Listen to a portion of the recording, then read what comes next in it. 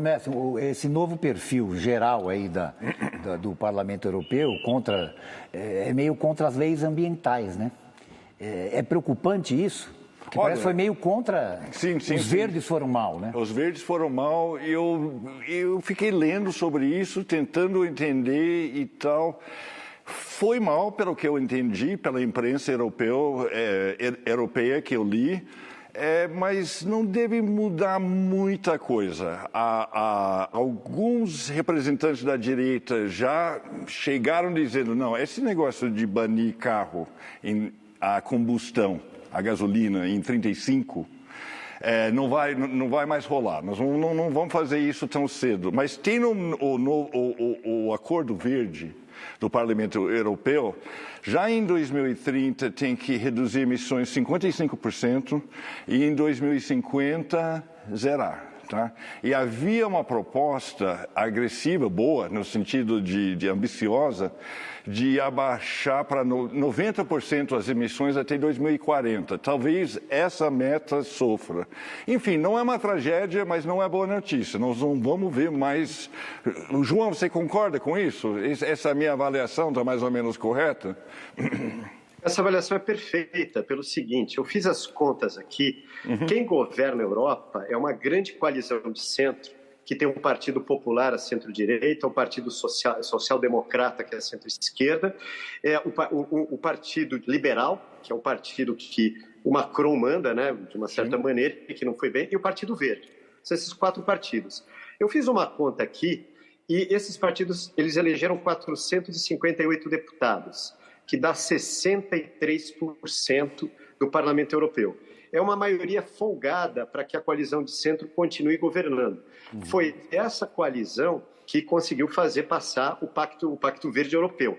Claro que a ultradireita cresceu e agora está toda uma briga, porque a ultradireita quer ocupar mais espaço dentro das instituições europeias. Mas se o centro se unir de novo, como parece que vai se unir, está no momento das negociações, existe uma maioria folgada para barrar um recuo grande de políticas como o Pacto Verde. Agora, falando em negócio de questões ambientais, transição energética, 50 e tantos graus lá em Meca, né? Teve essa cúpula dos negócios entre Brasil e Arábia Saudita, no Rio de Janeiro, né? Que nos deu, inclusive, a oportunidade de tê-lo aqui perto de nós, né? Esses temas foram discutidos, evidentemente. Mais alguns, não? Mais alguns, mas principalmente a questão da transição energética, né? O Brasil é muito bem visto, né, na região lá do Golfo em relação à transição energética, porque mais de 80% da nossa geração de energia elétrica ela já vem de fontes limpas, né? Então isso há um interesse muito grande dessa região. Mas foi discutido também questões que eu acho bem legal como o Brasil lidera, né? Questões de fintech, inteligência artificial, e eu vi uma linha do discurso do presidente Lula, do vice Geraldo Alckmin e também do Aloysio Mercadante, para trazer esse investimento saudita para cá, para o Brasil. E o discurso era muito bem afinado, dizendo que o Brasil está melhorando, o Brasil vai ser, até o final do mandato do presidente Lula, a 6ª maior economia do mundo, há um ambiente propício para negócios e, principalmente, o Brasil se vendendo para os sauditas ali, o presidente Lula, Alckmin e Mercadante, como uma terra de paz. A gente não tem conflito. Lula falava isso claramente. A gente não tem conflito e a gente está se desenvolvendo nesta área. E o ano passado eu cobri a COP28 em Dubai. A delegação brasileira, eu podia dizer que era a mais concorrida. Todo mundo queria falar com a delegação brasileira. E tem uma cena que me chamou muita atenção, eu não fotografei, mas falando em Portugal, o presidente Lula estava num carrinho, assim, daqueles de golfe, né, com todo o seu staff, Celso Amorim estava ali, e então o primeiro-ministro de Portugal, António Costa, estava correndo do lado do Lula no carrinho, né? Então, para você ver como o Brasil está... Correndo para conseguir conversar? Para conseguir conversar com o Lula, né? Foi uma cena de bastidor que eu vi ali na cobertura. Eu falei, gente, olha que cena. O Brasil voltando a esse debate global.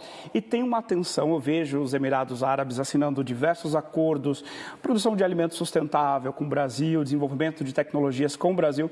E o Brasil tem tentado pegar esse momento e se vender, inclusive, como local para investimento em economia verde. hora, né?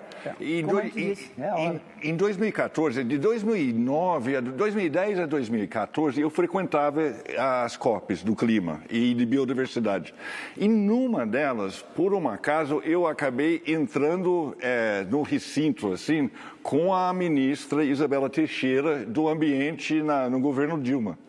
E era como entrar com o Mick Jagger. Assim, todos os olhares assim, viraram, eu fiquei até meio constrangido. Não, o Brasil tem esse peso e às vezes me frustra que eu gostaria que o Brasil abraçasse ainda mais esse papel. Acho que muitos de nós, eu acho que os políticos não entendem o quão popular são medidas contra a mudança do clima e medidas ecológicas em geral. Então, todo mundo está ansioso, querendo que os governos façam, aconteçam. Quer dizer, e toma o imaginário das novas gerações. Né? As novas gerações estão nessa, não há dúvida com relação a isso. Sim. Por isso, até eu acho que em relação à Europa, mesmo que há um avanço da extrema-direita, o anseio popular ele é muito diferente. Essa ideia da mudança climática já está enraizada na vida das pessoas. As pessoas, elas sentem os impactos do clima. Está passando calor extremo na Europa. Está passando calor extremo. No Rio Grande do Sul, as pessoas sentem o efeito da chuva. Então, às vezes você vê o Congresso, às vezes até dissociado dessa pauta que é a realidade da maioria das pessoas, de grande parte da população mundial, né? E não é só aqui, mas enfim, mas o Brasil tem esse potencial que o João falou e que eu concordo 100%. O Brasil poderia ser uma superpotência ambiental.